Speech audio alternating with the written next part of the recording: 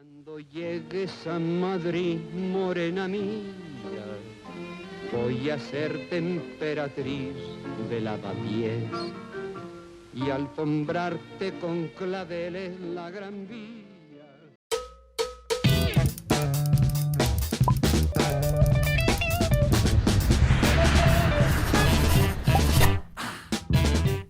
Bienvenidos a este nuevo aprendizaje viajero y por fin llegamos a Madrid. Y este capítulo es muy especial para nosotros porque vivimos en esta ciudad y para qué engañarnos, Pablo es medio madrileño. En este capítulo, como ya venimos haciendo con el de otras provincias, vamos a hablaros un poquito de su gente, de lo que hay que ver y de muchísimas curiosidades. Y aunque sabemos que en un vídeo de 10 minutos más o menos no podemos hablar de todo, tenemos pensado hacer otros vídeos de Madrid con cosas muy específicas. Pero vamos, que cuanto más completemos esto entre todos, mucho mejor. Así que os esperamos en comentarios. ¿Quién no sabe dónde está Madrid? Pero si todavía eres uno de esos pocos que no se ha enterado de dónde está, ahora te lo explicamos. Madrid es una comunidad uniprovincial, una de las 7 que existen en España. Se localiza en el centro del país, rodeada por Ávila, Segovia, Cuenca, Guadalajara y Toledo. De hecho, lo de que está en el centro del país va mucho más allá, y es que aquí se encuentra el centro geográfico de la península ibérica. Tradicionalmente se ha asentado en el Cerro de los Ángeles, situado en Getafe, aunque hay algunos que dicen que está en Pinto. Su capital es la ciudad más poblada de España, con unos 3 millones de habitantes. Otros de los núcleos con mayor población son Móstoles, Leganés, Getafe, Alcalá de Henares o Fuenlabrada. Pero dejando de lado este tipo de datos, a nosotros lo que nos gustan son las curiosidades.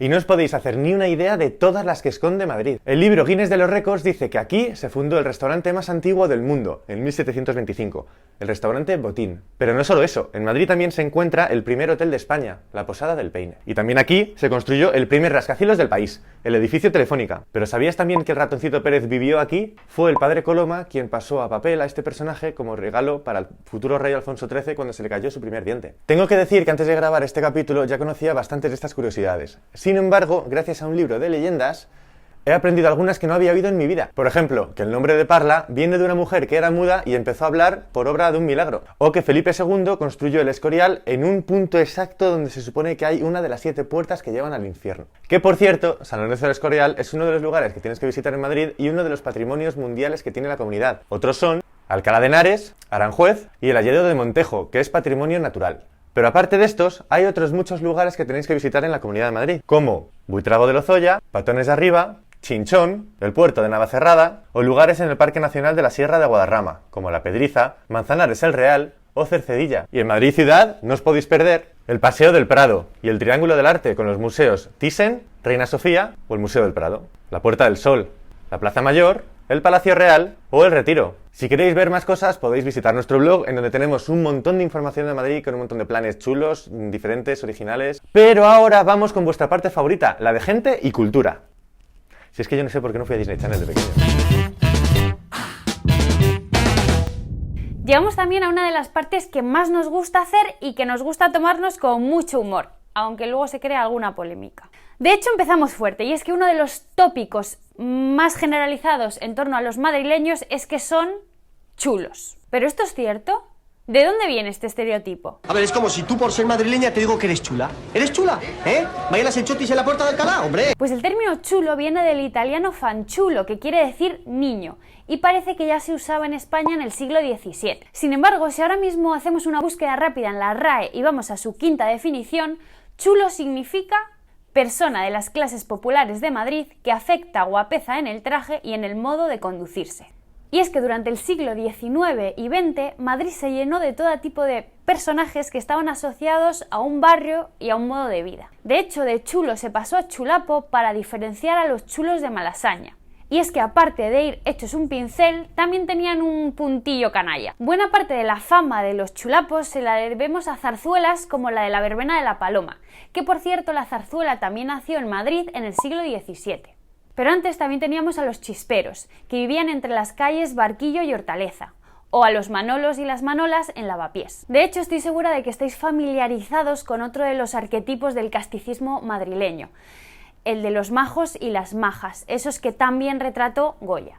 Y llegamos a otro de los rasgos típicos de alguien de Madrid, el habla, porque aunque no lo creáis, la jerga de Madrid da para más de un libro. No me digáis que no habéis oído alguna vez eso del esque, ¿sí? ¿No? Porque aunque os confieso que alguna vez se me ha escapado, resulta que no está tan extendido como puede parecer. Eso sí, incluso en el año 2017 una profesora estadounidense hizo su propia tesis sobre el esque. Sin embargo, lo que sí que utilizó mazo es el mazo.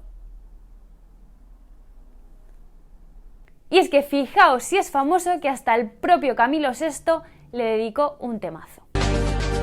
Pero mola, mazo. Mola, mazo. Temazo, es verdad. Muy madrileñas son también las palabras como dabuten o tronco, aunque según dice José María Blanco Carrodeira, pertenecen un poco al habla macarrilla. Porque sí, en Madrid, dependiendo de dónde seas, hablarás más pijo o más de barrio. Eso sí, si quieres comprobar por ti mismo esto, tienes que venir a Madrid. Pero aparte del habla propia, ¿sabías que en Madrid han nacido muchísimos de los dichos más famosos de España? There is nothing quite like a relaxing cup of café con leche in Plaza Mayor or a quaint romantic dinner in el Madrid de los Austrias.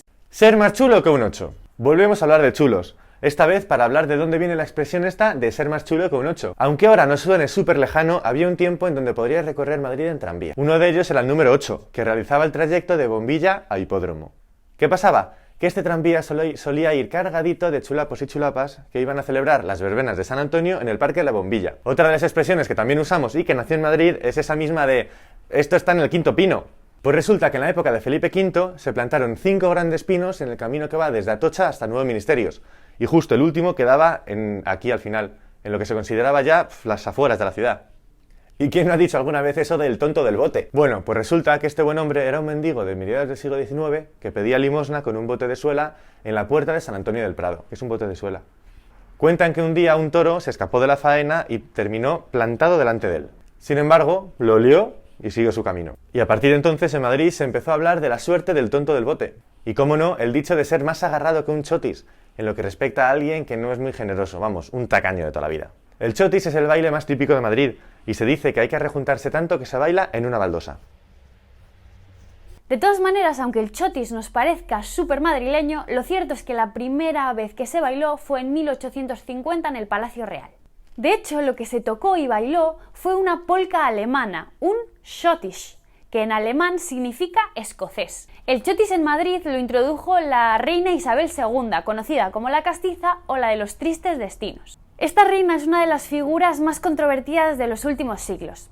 El resto de famosos que hemos elegido quizás no lo sean tanto, pero han dado también mucho que hablar. Miguel de Cervantes, Lope de Vega, Francisco de Quevedo, Pedro Calderón de la Barca, Pedro de Rivera, Manuela Malasaña, Rosario de Acuña, José Ortega y Gasset, Clara Campoamor, Marga Gil Roeset, Gloria Fuertes, Enrique Tierno Galván, Fernando Fernán Gómez, María Dolores Pradera, Francisco Umbral, Lina Morgan, Forges, Julio Iglesias, Antonio Vega, Almudena Grandes, Pedro Duque, Santiago Segura, Alejandro Sanz, Maribel Verdú, Penélope Cruz, Iker Casillas, Alberto Contador y Fernando Torres. La verdad es que la lista de las personas famosas nacidas en Madrid es inagotable e interminable y obviamente no los podemos decir todos, así que de nuevo os esperamos en comentarios. Sin embargo, a continuación volveremos a mencionar a algunos de estos famosos, porque muchos de ellos se han dedicado al arte y a la cultura. Antes hemos hablado del chotis y de la zarzuela. Pero antes de pasar a un estilo de música completamente diferente, queremos hablar de una de las composiciones clásicas más famosas de todos los tiempos. Una que se inspiró en uno de los jardines más bellos también de España, el de los jardines del Palacio de Aranjuez. Sin embargo, el panorama musical madrileño que nos queda más cercano es el que se configuró durante la transición. El epicentro de esta contracultura lo encontramos en el barrio de Malasaña. Aquí surge la movida madrileña. La movida fue una ruptura de las estéticas encorsetadas que había habido hasta ahora. En esta época surgen algunos de los grupos históricos de España, como Nacha Pop, Radio Futura, Alaska y los Pegamoides, Los Secretos. Pero la movida no solo afectaría a la música, sino también a la pintura, al cine, a la literatura. En fin, todo un boom y un cambio para España. Y es que la movida cambió el sentir de muchos españoles. Sin dejar de lado todavía la música, queríamos destacar algunos de los festivales más famosos que hay en Madrid, como el Decode, el Tomavistas, las noches del Botánico o el Mad Cool. Es curioso porque la primera vez que vine aquí a Madrid me pareció como si ya hubiese estado antes. Me sonaban sus casas, sus calles y casi sabía lo que iba a ver girando la esquina. Este misterioso déjà vu es muy fácilmente explicable, y es que la Comunidad de Madrid ha sido un gran plató para un montón de películas y de series. En Guadalís de la Sierra se rodó Bienvenido Mr. Marshall, de Berlanga. En Alcalá de Henares se han rodado películas como la mítica Sor Citroën o superproducciones como Espartaco. En Colmenar Viejo, Campanadas de Medianoche de Orson Welles, y por ejemplo también Aranjuez ha sido testigo de películas como Marco Antonio y Cleopatra de Charlton Heston. Si nos pasamos a la ciudad de Madrid, la lista de películas que se han rodado aquí es infinita. El Ultimátum de Bourne... Es que no sé cómo decirlo ya. Bourne. The Bourne. Ultimátum de Bourne. El Hombre de las Mil Caras. Abre los ojos o Dolor y Gloria. Y hablando de Almodóvar, este director ha tomado a la ciudad de Madrid como si de un personaje más de sus películas se tratara. De hecho, ahora mismo se pueden hacer rutas del Madrid de Almodóvar. Aunque eso sí, en los últimos años, Madrid se ha convertido sobre todo en un escenario de serie. Arde Madrid, El Ministerio del Tiempo, Las Chicas del Cabre, La Casa de Papel... Y no puedo terminar este apartadillo cultural sin hablaros de literatura. De hecho, Turismo de la Ciudad de Madrid tiene una guía estupenda que nos cuenta cómo Madrid, cómo la ciudad se convirtió en un personaje más para Galdós, para Valle Inclán o para Rosa Chacel. Por ejemplo, aquí en Madrid, en la calle Atocha, se imprimió la primera edición del Quijote. Aquí tuvieron lugar también las trifulcas entre Góngora y Quevedo. Y aquí nos encontramos todavía algún que otro café literario de esos que hicieron las delicias de los literatos de los siglos XIX y XX. Uno de estos literatos es Benito Pérez Galdós, que aunque no nació en Madrid, incluso Valle Inclán decía que sus novelas olían a cocido. De hecho, lo apodaban el garbancero.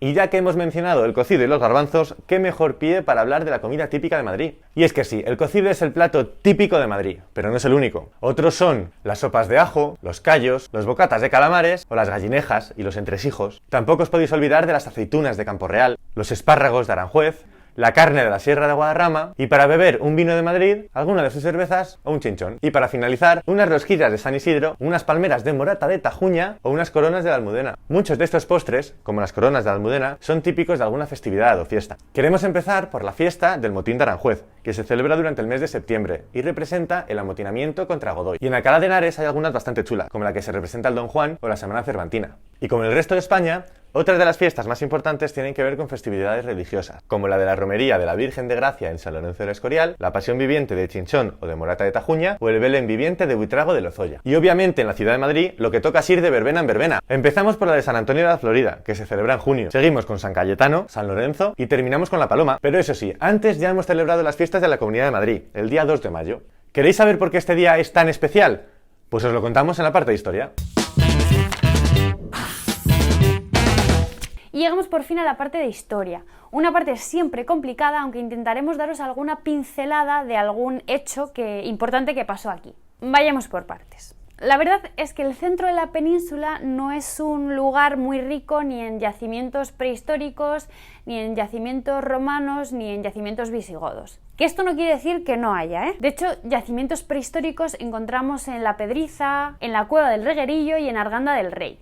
Si queréis yacimientos romanos, tenemos el de Complutum, en Alcalá de Henares, restos de una villa romana en Getafe o restos de una calzada romana en Galapagar. Y si ya nos vamos a la época visigoda, por ejemplo, encontráis un complejo en la localidad de Hoyo de Manzanares. Y estos son solo varios ejemplos.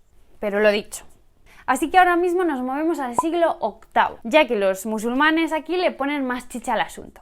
¿Sabías, por ejemplo, que la ciudad de Madrid es la única capital europea fundada por musulmanes? La llamaron Mairit y todavía en la ciudad se pueden ver restos, por ejemplo, de sus murallas, aunque tengo que decir que no son las zonas más conocidas de la ciudad. Pero la ciudad no es el único lugar donde vemos vestigios de la época de Al-Ándalus. Por ejemplo, el nombre de Alcalá también tiene origen árabe, y si habéis pasado por Torrelodones seguro que habéis visto una atalaya muy característica. Pero llegan los cristianos, y es que Madrid era un punto muy estratégico en su camino hacia Toledo. Es finalmente el rey Alfonso VI quien recupera Madrid para manos cristianas, y también es en este momento cuando cuenta la leyenda que surge el término gato para designar a alguien de Madrid. Después de la Reconquista, esta zona no deja de ser una amalgama de territorios que no saben muy bien con quién irse. Eso sí, durante este periodo de reconquista y repoblación surge el primer embrión de lo que luego sería la provincia, la Tierra de Madrid.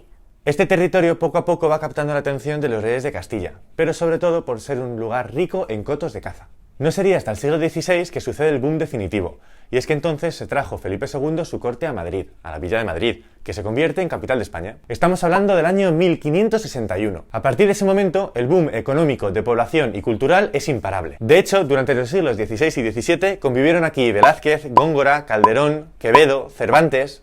También en estos momentos se construyó el monasterio del Escorial y el Real Sitio de Aranjuez. Durante el siglo XVIII, Madrid se asienta, y tenemos que destacar la figura de Carlos III, al que se le conoce como el mejor alcalde de Madrid. Él adoquinó la ciudad y proyectó grandes avenidas, así como plazas con fuentes clásicas, como la de Cibeles o la de Neptuno. También a él se le debe el alcantarillado o el alumbrado público. Y como curiosidad, también fue este rey el que introdujo la Lotería Nacional. Y de Carlos III, ahora toca hablar de su hijo y de su nieto. Y es que llegamos a uno de los momentos cruciales no solo de Madrid, sino de España. Vamos a ponernos en situación. 1807, firma del Tratado de Fontainebleau entre Francia y España, por la que España le dejaba acceso libre a Francia para que entrase en su territorio de camino a la conquista de Portugal. En marzo de 1808 el pueblo está hasta el moño y tiene lugar el motín de Aranjuez, ese por el que hoy se celebra la fiesta de la que os hemos hablado, para cargarse de un plumazo al rey y a Godoy. ¿Qué querían? Que su hijo, Fernando VII, subiera al trono. Sin embargo, Napoleón tenía otros planes y en mayo de ese año obliga a abdicar a Fernando VII en su padre, a su padre en Napoleón, y Napoleón a su vez abdica en la figura de su hermano José Bonaparte, Pepe Botella. A partir de ese momento, dos bandos. Por un lado, los partidarios de Pepe Botella y por otro lado, los patriotas. ¿Cuándo estalla la chispa? El 2 de mayo, cuando la ciudad de Madrid se levanta. Y el 3 de mayo tienen lugar los famosos fusilamientos. A partir de Madrid, la guerra se extiende por toda España. Aunque la guerra dura hasta 1814, en 1812 el ejército de Napoleón está más que sentenciado. Es en ese mismo año, en 1812, cuando se firma la primera constitución, la Pepa, en Cádiz. Ya os hablaremos más de ella en el episodio de esta provincia. Y en 1813 Napoleón reconoce a Fernando VII como rey de España, aunque digamos que su reinado tampoco fue modélico del todo. Y seguimos con datos rápidos que me enrollo. 1813, configuración de la provincia de Madrid, que se incluía dentro de Castilla la Nueva. Durante la Guerra Civil Española la provincia quedó dividida. Al sudoeste, bando sublevado, y la capital y buena parte del resto del territorio pertenecía a los republicanos. Podemos decir que la guerra terminaría cuando los sublevados finalmente entran en la ciudad de Madrid. Por último, la Comunidad de Madrid se configuraría gracias al Estatuto de Autonomía de 1983. Y el resto es historia. Ahora solo os puedo decir que de Madrid al cielo. Y con esto terminamos el capítulo de aprendizaje viajero de Madrid. Si os ha gustado, podéis dejarnos un comentario o si queréis añadir alguna curiosidad más, que seguro que hay millones. Exacto. Y nada, dejadnos también un me gusta, un like o cualquier cosa que queráis, y eso, que lo completamos entre todos. Así que aquí os esperamos. Ahora sí, hay que decir que el siguiente capítulo que vamos a hacer es el de ¡Cádiz!